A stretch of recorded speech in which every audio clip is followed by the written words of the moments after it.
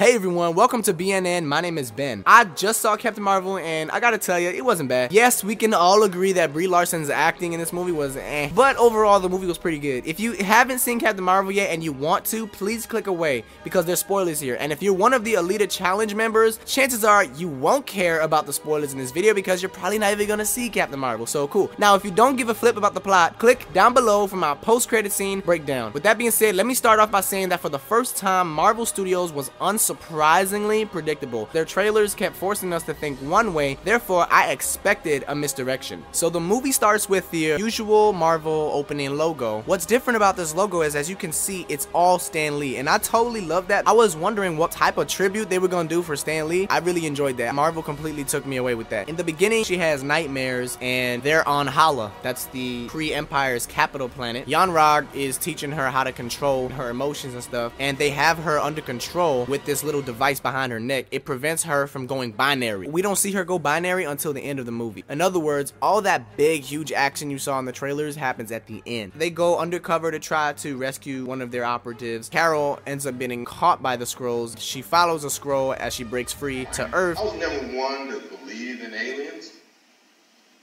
but I can't unsee that. This is gonna get a little awkward, but I gotta ask. You think I'm one of those green things? Can't be too careful.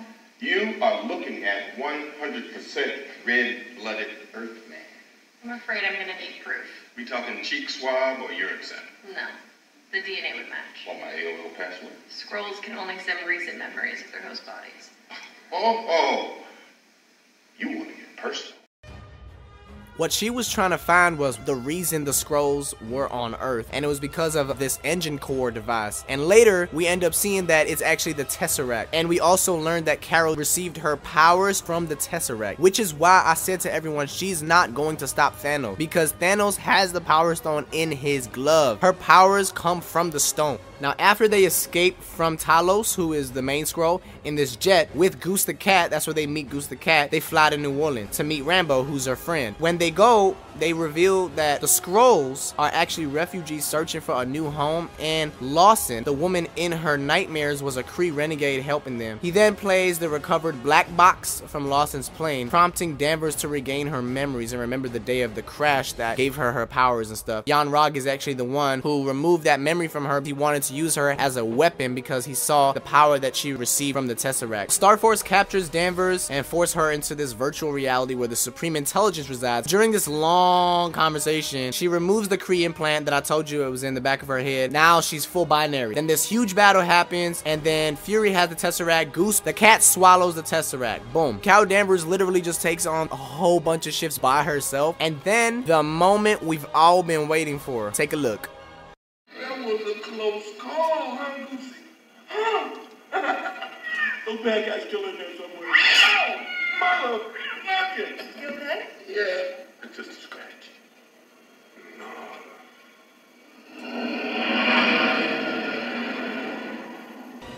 In the beginning of this video, I specifically said that this movie was predictable. We all predicted Goose the Cat to scratch Fury's eye. We all predicted the Skrulls to be the good guys instead of the bad guys. And we all predicted Captain Marvel to finally get her memory back and all that stuff. After this big battle is over, Ronan the Accuser retreats. And then Captain Marvel goes to Yon-Rogg, who crashed on Earth, and sends him back to the Kree. What her plan is she is going to help colonize the Skrull species. And then she gives Nick Fury an updated pager and says to call only for emergency purposes. And then of course the post-credit scene shows Carol show up at the Avengers HQ. That was my breakdown. Let me quickly tell you how I truly felt about the movie. 1, like I said, it was predictable. 2, it was pretty good. 3, I was disappointed that they only showed Phil Coulson like in the first 30 minutes of the film. 4, I was also disappointed that they didn't refer to any Howard Stark reference or any type of ways Nick Fury became a SHIELD operative. It would have been really cool to see how Nick Fury became an agent of SHIELD, but they didn't really show it. Out of a 5-star rating, I'll give this movie a 3. Only because of those things. Like, when you have a movie that has all these stories put together and all these backstories come with it, you have to put some of those references, you know? I definitely wanted to see Howard Stark fish the cube out of the water. I wanted to see all that stuff happen. Again, I'm giving away 2 copies of the Avengers Infinity War movie Blu-ray and a couple of Marvel related stuff. All you gotta do to enter is leave a comment below with your theories, and like the video and subscribe, and I will see you in my next video. Thank you all so much for watching.